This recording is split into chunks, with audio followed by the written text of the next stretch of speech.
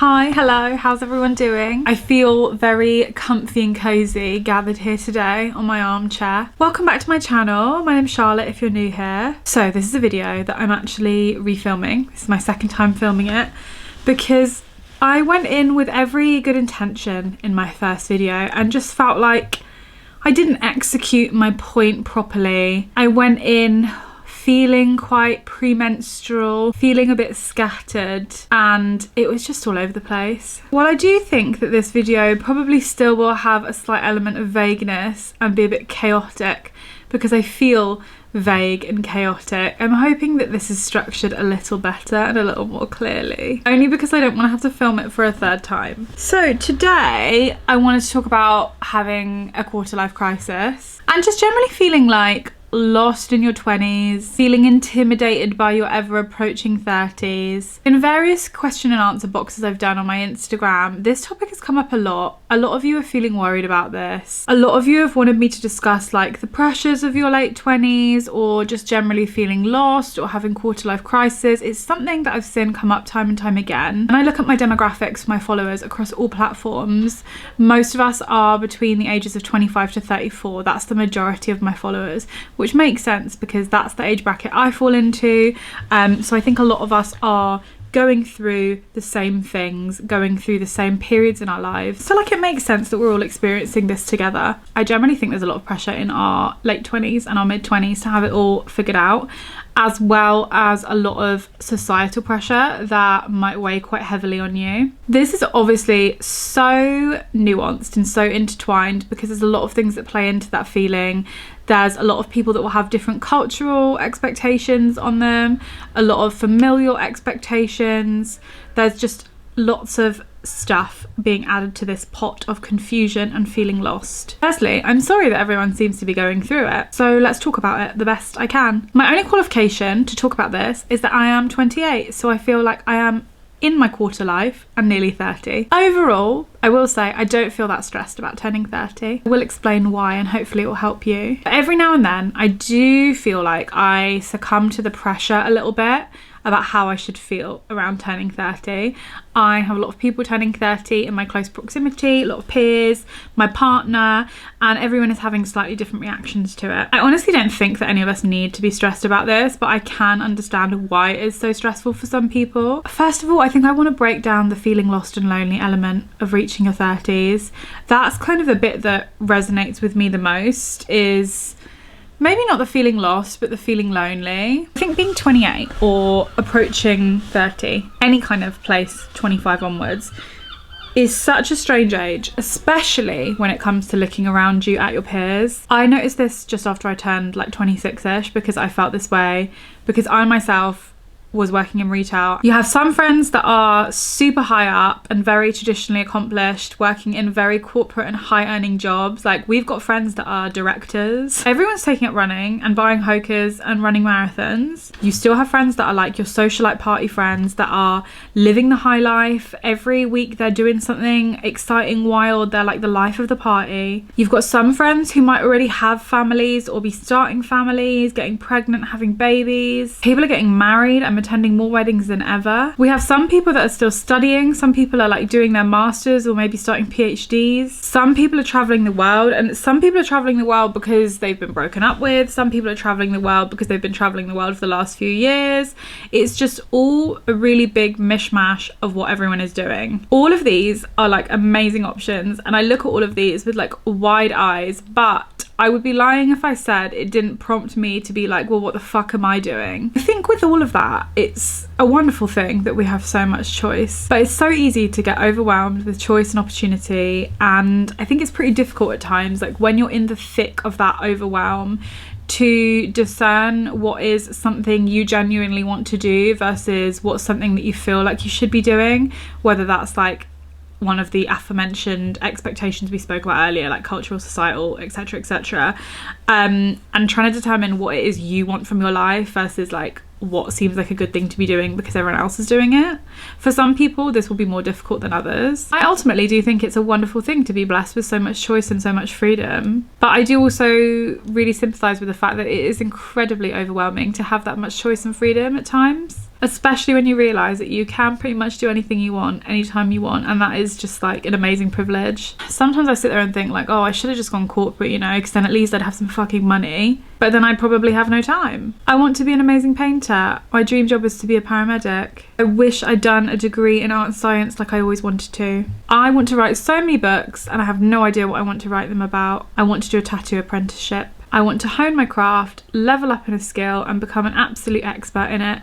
I want to learn everything there is to learn about that skill, and once I've done that, I want to drop it all and start a new skill from scratch. I would love to have a big family, but I would also love to be completely alone for the rest of my life. I want to teach yoga, I want to travel the world. I have lived so much life and there is still so much left to live, and I genuinely think that if I was granted an extra 150 years on this earth, it still would not be enough time to explore everything that I want to do. Now, I'd love to try to make you feel better about this quarter life crisis, if I may. If you'll let me. Maybe this section of the video won't resonate with you. Maybe this video won't resonate with you at all, and maybe it will. I'd like to remind everyone to take what resonates and to leave behind what doesn't. Some of it might not apply to you now, some of it might apply to you in like 3 years, etc, etc, etc. So we're reaching 30, we're hurtling towards it at like breakneck speed. Everyone's feeling increasingly isolated, increasingly pressured, increasingly whatever. The pressure to be where you like want to be or where you think you have to be is at an all-time high. One day you're 29 and then the next day immediately you turn 30. It is a huge moment of transition from our second decade into our third decade. Physically, nothing has changed, apart from you might have gotten a little bit older, a day older, but physically, remember that, physically nothing has changed. From 29 to 30, nothing has changed, except you have taken a psychological transition from your second decade to your third decade, from 1 year into the next, from one day into the other. You've taken a psychological transition into a new decade and into a set of circumstances to which you must adapt. The circumstance is that you now fall into a new age group. An age group that you have preconceptions of what it's like to be in that age group. This preconception is the whole I should have my shit together by the time I'm 30 thing that we've been previously discussing. So like really, all we're looking at here is a psychological transition. We're breaking it down, okay? We're breaking it down. This is what works for me. One thing I can urge us all to do is to prepare for this moment of 29 to 30, this one day transition that is a psychological transition, not a physical one. How many more times am I going to say that? 1, try not to panic.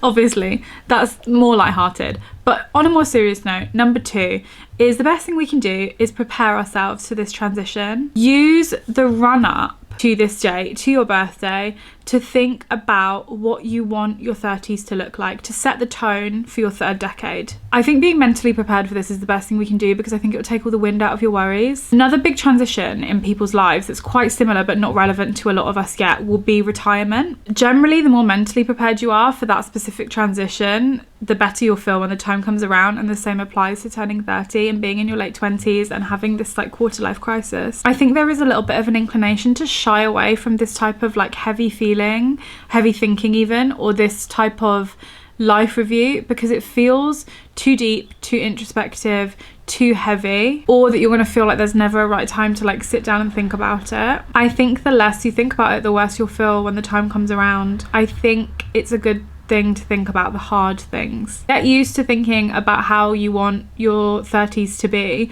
You don't have to like set very specific goals, but think of a tone or an energy that you'd like to set for your 30s. Is it going to be about travel? Is it going to be about settling? Whatever settling looks like for you. Remember, it looks different for everyone. Think about these things till you no longer feel worried about them. And remember that being 30 will really be wonderful. Do some visualizing about how you want to spend that time. Of course, along with psychological change, there will be the change that inevitably happens like in your peer group or with people directly around you. Will be comparison. There always is, and for some reason it's always negative comparison. We can always find a negative comparison. Truthfully, I do think that we spend all too much time thinking about ourselves. Like, I don't mean that in like a really rude way, but I just think we do think about ourselves too much. Also, we think about ourselves too much in relation to other people. Of course, there will always be someone richer, happier, prettier, having more fun, more well off, more accomplished, cooler than us. Like, there always will be, but like, who cares?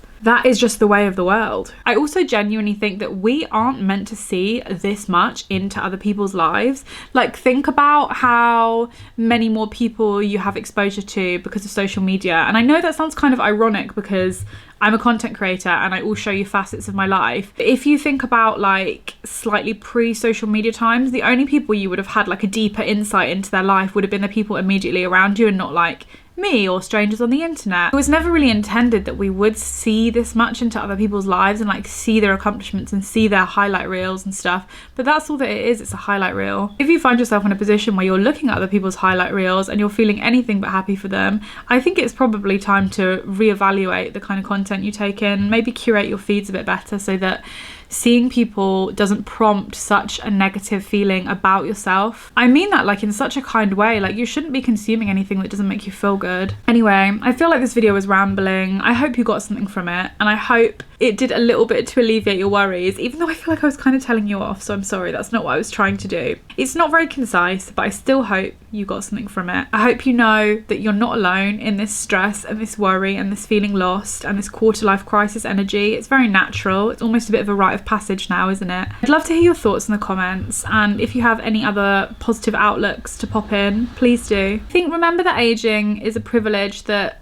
unfortunately many people are denied, and remember to have fun while we're here in this short time. I know a lot of you are worrying about this so much, so just remember to enjoy what you can when you can. The things that you don't want will only help you further define what you do want. My socials are in the description box. I upload Sundays and Wednesdays, and I will see you on the next video. Thank you so much.